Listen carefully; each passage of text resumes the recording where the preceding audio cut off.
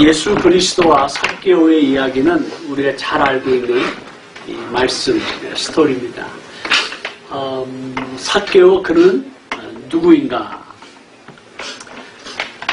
어렸을 때부터 주일학교에서 배웠던 이 삭개오의 인물에 대한 평판은 그렇게 별로 좋지 않았습니다. 로마 시대에 로마의 핍박, 억압, 지배를 받고 있었던 유대 백성들이 자신들이 속국에서 살아가고 있는 그 서름과 고통과 아픔도 참 많은데, 같은 민족의 사람으로서 같은 민족 백성들의 세금을 걷어다가 로마 제국에 바쳐야 되는 이 세금장이야말로 아마 같은 백성이지만 가장 미움, 증오와 멸시를 받았던 그런 직업 중에 한 사람으로 우리는 어렸을 때부터 배워왔습니다. 그래서 세리하면 도둑놈이고, 세리하면 악한 사람이고, 세리하면 인정사정 보지 못하는 극악무도한 사람이라고 저는 어렸을 때 배워왔어요. 왜냐하면 로마 정부가 어느 지역, 어느 그룹에서부터 당연히 받아내야 될 세금을 받아들이는 것을 위해서 자신의 모든 권한을 사용해서 사람들을 억압해서 세금 뽑아내는 것도 참 힘든데, 거기에 플러스 알파는 다 자기 몫이거든요. 그래서 더 많은 거를 세금을 거두면 거둘수록 이 세금을 걷는 사람들의 그 이익이 얼마 하겠는가. 그래서 당연히 부자가 될 수밖에 없죠. 그래서 이 삭개오를 볼 때마다 이 나쁜 녀석, 악한 녀석, 그런 이 세리, 거기다가 치프예요. 높은 사람이고 장입니다. 그러니까 캡틴이에요. 근데 이 캡틴이 수많은 세리들을 동원하고 훈련하고, 그리고 사람들의 세금을 거두오도록 가장 강력하게 영향을 미쳤던 이 삭개오.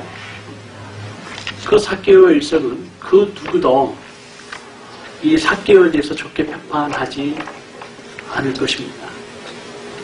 근데 오늘 본문의 말씀을 저는 이제 조금 다른 각도에서 좀 보기 시작했습니다. 왜냐하면 그가 한 고백 때문에 그렇습니다.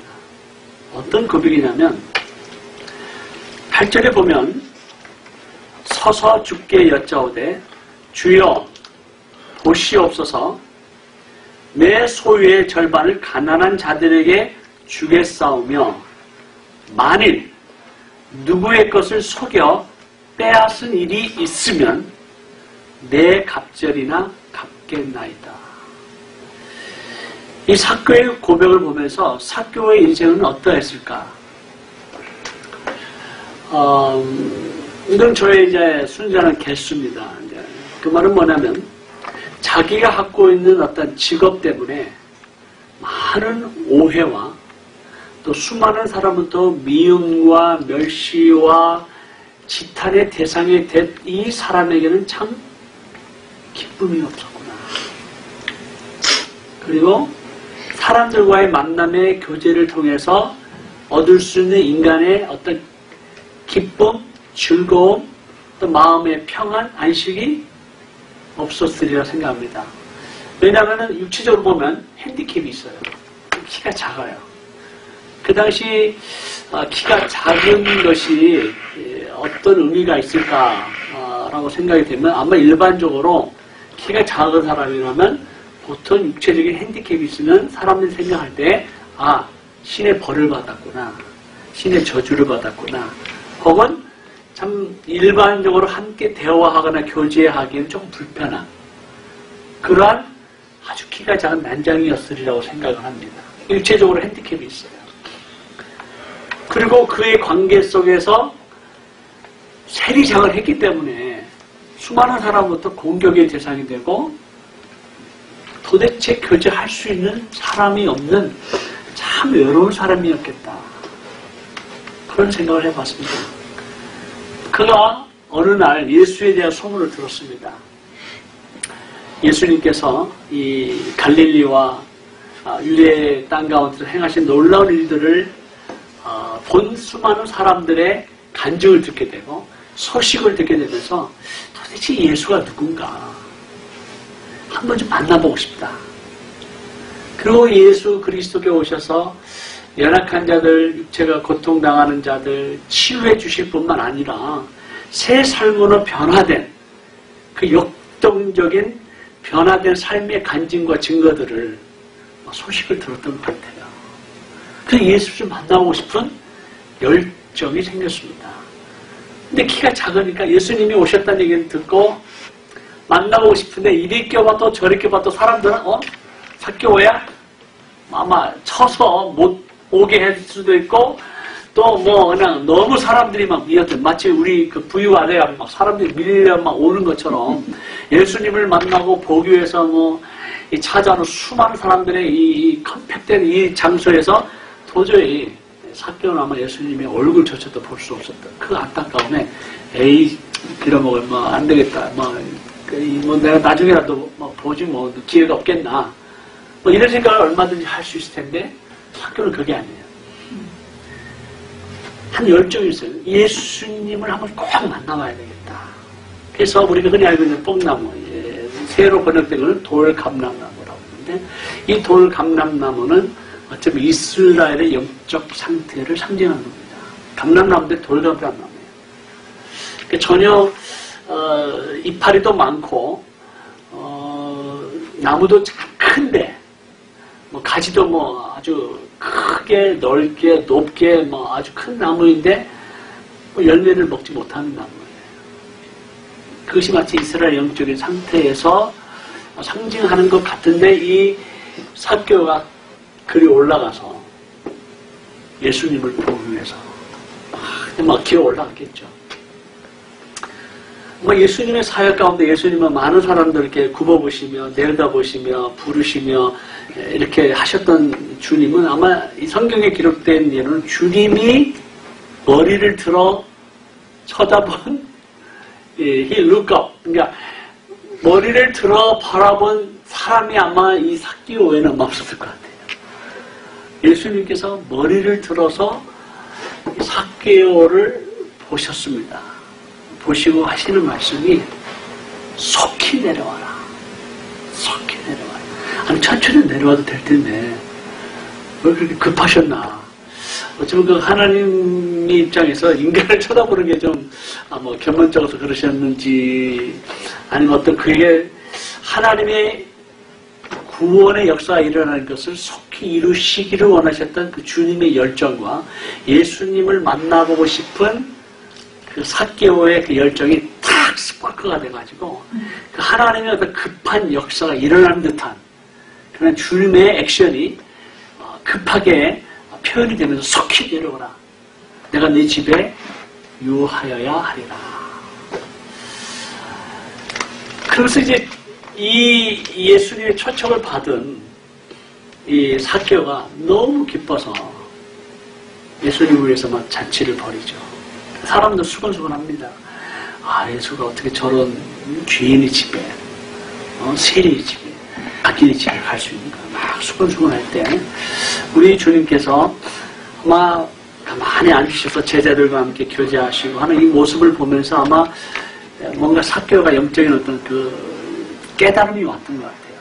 그래서 주저하지 아니하고 바로 뭐라고 고백하냐면 Lord, 주님, here and now, 지금 바로 이 자리에서 뭐라고 얘기하냐면 내 소유의 절반을 가난한 자에게 주겠다. 여러분, 사람의 액션이 나오는 것은 어떤 한순간에 결정되어지지 않습니다.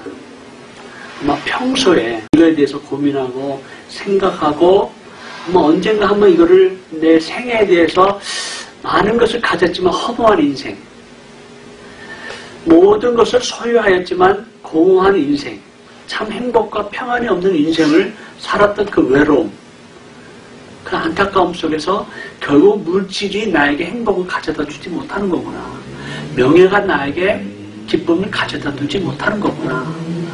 내가 현재 이 일을 하고 있지만 사실은 내가 어떤 직업 때문에 이 일을 하고 있는데 나의 어떤 진실한 건 내 마음과 깊은 백성을 사랑하는 어떤 그런 마음을 몰라주는 듯한 그 마음의 섭섭함과 안타까움이 아마 있었을 것 같아요. 그러면서 주님을 만나는 순간 뭐라고 말하냐면 if, 만약에 내가 누구의 것을 속여 빼앗은 것이 있다면 그 말은 어떤 의미일까요?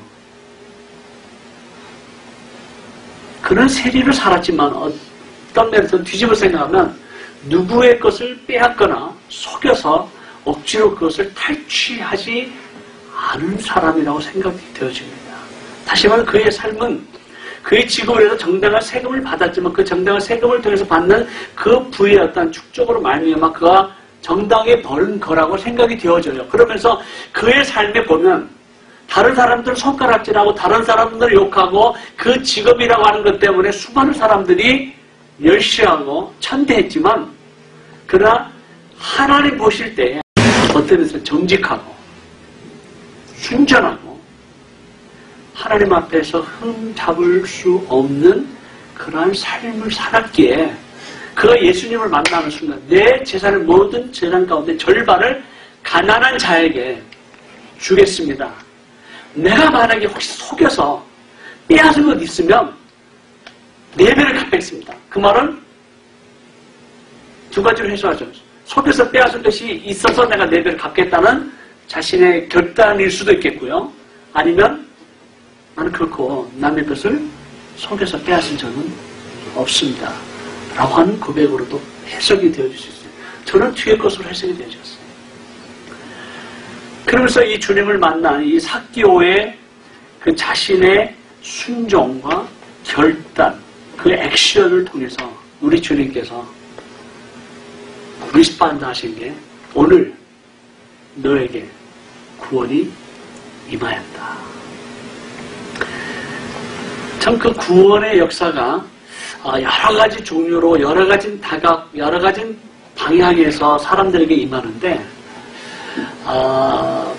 이 삭개오에게 임했던 이 구원의 초청은 때로는 죄가 많은 악한 혹은 육체적으로 질병이 있는 혹은 사람부터 정말 저주받은 그런 사람들의 구원의 역사도 일어나지만 정당하게 자기의 삶에 부끄럼 없이 살았던 자기 직업에 충성스럽게 살았던 흠없고 점없는 정직하게 착하게 살았던 한 사람에게 임하는 하나님의 구원의 모습, 이 구원의 모습을 보면서 저는 누구를 생각했냐면 무슬림을 생각하게 됐습니다.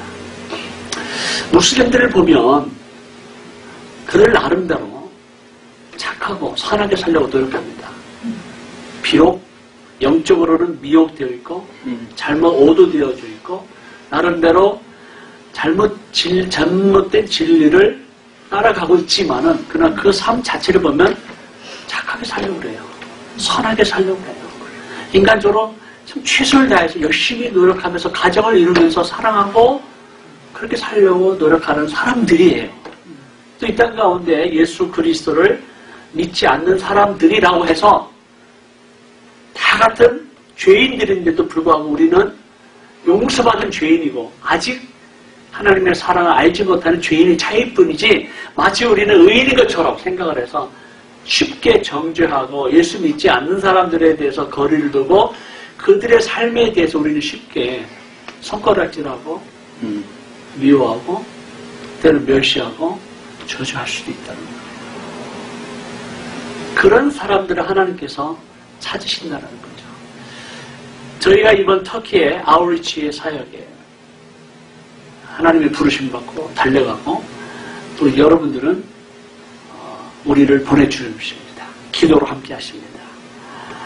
또 칸투스 팀과 또 찬양 사역을 통해서 이 찬양 사역을 통해서 하나님의 그들의 영혼의 마음의 문을 열어주시고 정말 준비된 영혼 들을 만나게 하셔서 그들 가운데 여호와의 구원이 임하는 역사가 있기를 간절히 소원합니다. 기도합니다. 기대합니다. 정말 오늘 내 집에 너에게 구원이 임하였다라고 하는 그 선포가 이번 터키 아웃리치 사역을 통해서 임하지는 놀라운 역사가 있기를 간절히 기도합니다. 아마 이 무슬림들 가운데 이렇게 산 사람들 많을 것 같아요. 아니 우리 교회 가운데도 이런 사람들 많이 있습니다. 이런 사람들을 찾아서 우리가 오늘 구원이 이 집에 이르렀다. 인자가 온 것은 잃어버린 자를 찾아 구원하려 합니다. 인자가 오신 것은 또한 우리를 보내사 복음을 전파하게 하려 하시려고 우리를 택하셨습니다. 그래서 우리가 또 중보 기도자로 우리가 열심히 기도하지만 또 한편으로 우리가 잊지 말아야 될 것은 중보 기도를 했기 때문에 우리의 사명을 다했다라고 스스로를 위안하거나 스스로 만족하는 것이 아니라 우리가 중보 기도자는 더 나아가서 하나님의 역사, 성령의 놀라운 증거와 구원의 역사가 우리 주위 가운데 전파되어지고 일어나는 역사를 위해서 우리 또한 잃어버린 자를 찾아 나서는 준비된 영혼을 만나게 하시기를 원하시는 하나님의 부르심 앞에 순종하면서 복음을 전파하는 우리가 됐으면 좋겠습니다. 그래서 올해 우리가 참 이 터키와 투르창과 이슬람권의 영적 회복과 부흥을 위해서 계속 기도하고 있지만 동시에 우리 하나님 앞에 한 가지 결단하는 것은 하나님 올해 한 영혼을 붙여주십시오. 한 영혼을 만나게 해주십시오. 한 영혼에게 주님께서 준비하신 그 한 영혼을 찾아서 우리 주님 이 사개를 만나 주신 것처럼 여호와 하나님께서 우리를 보내셔서 그 한 사람을 만나 복음을 소개하고 전파하고 증거하는 그 생명의 역사가 일어날 수 있도록 주님 우리 한 해를 그렇게 인도해 주옵소서. 그렇게 한 해를 축복해 주옵소서. 그래서 우리 터키 사랑, 영혼 사랑, 우리 중보 기도자들은 터키와 투르창과 이슬람권을 위해서 기도하는 분들이다 라고 하는 인정을 받는 것도 참 감사하지만 이분들은 복음을 위해서 증거하고 전파하고 또 이런 증인으로서 사는 분들이다 라고 하는 그러한 인정도 받기를 주님의 이름으로 축원합니다. 아멘. 기도하겠습니다.